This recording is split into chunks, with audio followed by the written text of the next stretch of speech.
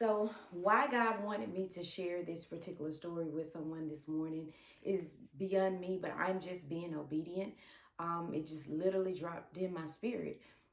It was in 2009, between 2009 and 2010. There was a lot that was going on in my life. I was experiencing, going through a divorce. The job that I had, the company, they literally shut down. And mind you, this was during a recession, right? During a recession, no one is hiring or considering hiring. Even if businesses could stay afloat, that was one thing to consider. However, I just remember going through this time, and I had had a baby by my husband at that particular time. So, considering I was going through all of this and having to carry the load and the burden of everything that was happening, I think this was definitely a perfect time for my faith to be tested.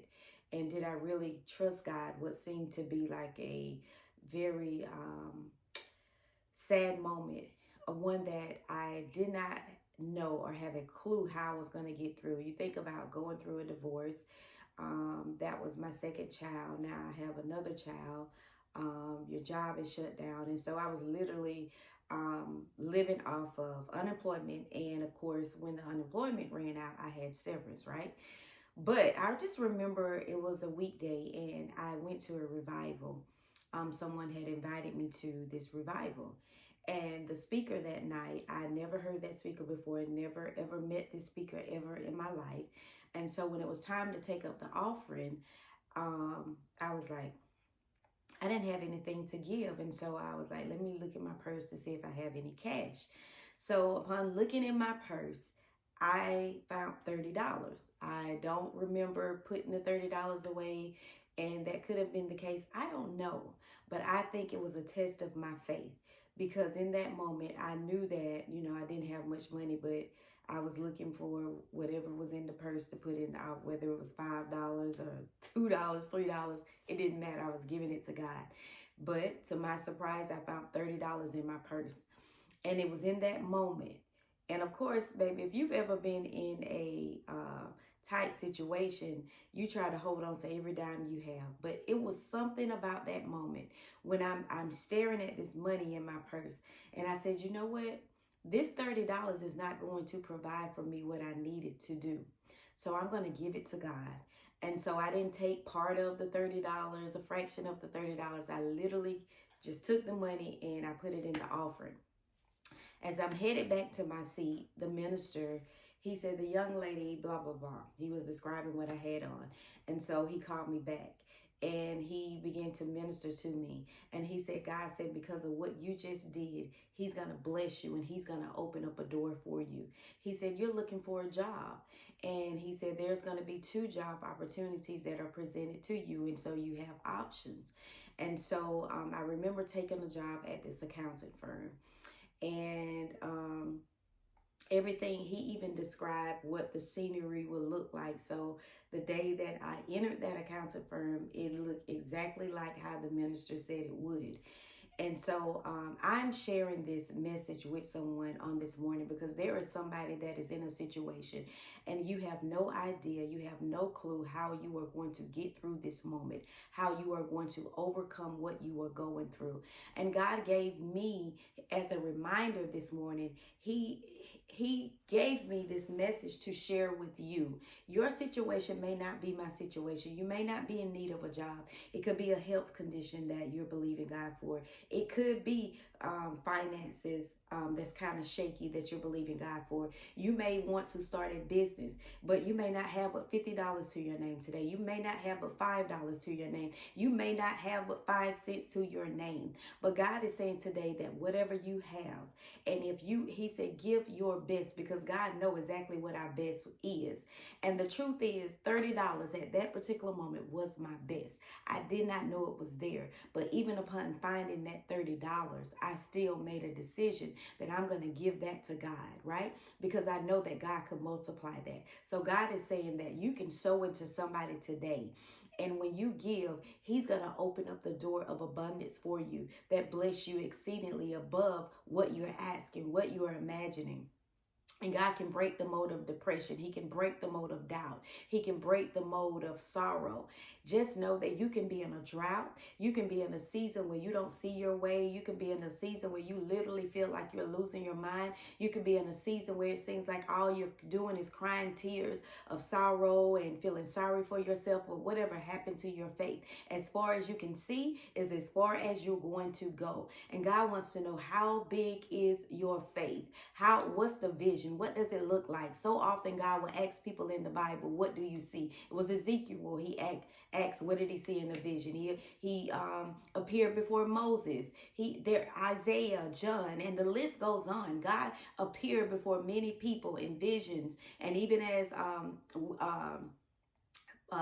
balls of fire, God will appear before you, and he's asking you, what do you see? So as much as you can see will determine as far as you can go. If your dream is bigger than what's in your account, if your dream is bigger than what's in your purse, if your condition, it seems like it's bigger than what you can control or what you can handle, just know that there's a way out. And God is saying this morning to sow and to give your best. And if your best is $5, sow that $5. If your best is 5 cents, baby, sow that 5 cents.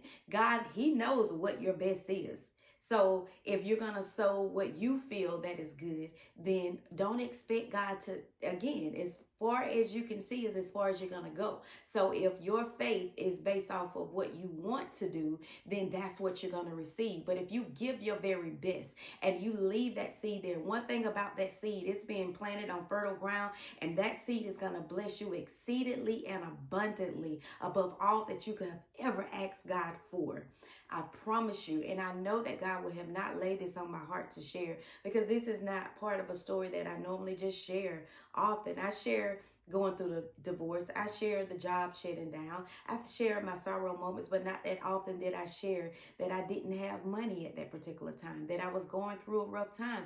And so God said, and see, God's breaking down those barriers, because I've been going through seasons where I don't trust many people, where people want to see you down. But I realized that, guess what? It doesn't matter what those people feel or what those people think. This is a story that is a testimony for somebody else to get their breakthrough. And if I am who I say I am, then my concern should never be about what people think, feel about me. My concern should be about people that is in need of a word, that need to be reminded that God is bigger than your situation that you cannot handle. I don't know what your situation is. It may not be the same as mine, but God is saying, sow the seed. You can sow the seed into my ministry. I'll post the Cash App underneath this video, or you can sow the seed into someone else. I don't care. Just know that wherever you sow it, it has to be on fertile ground, and trust that God is going to do something miraculous for you. He did it for me, and I got the job, and he didn't stop at that.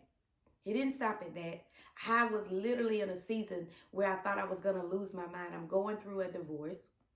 I have another child. There's a recession, and I was like, literally having a breakdown. I remember asking God, what did I do so wrong to be going through what I was going through?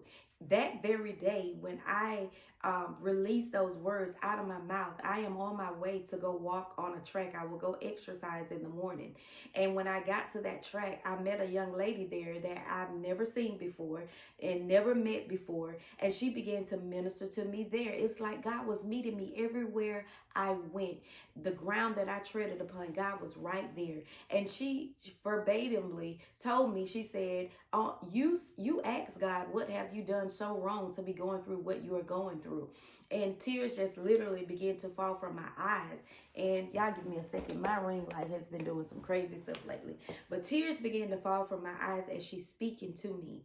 And she said, it's nothing that you did wrong. She said that you have a call on your life and you are an evangelist. So I want you to know that just because you're going through what you're going through, it does not mean that you have done something wrong. It does not mean that God is trying to punish you. It simply means that God is strengthening you and God is preparing you.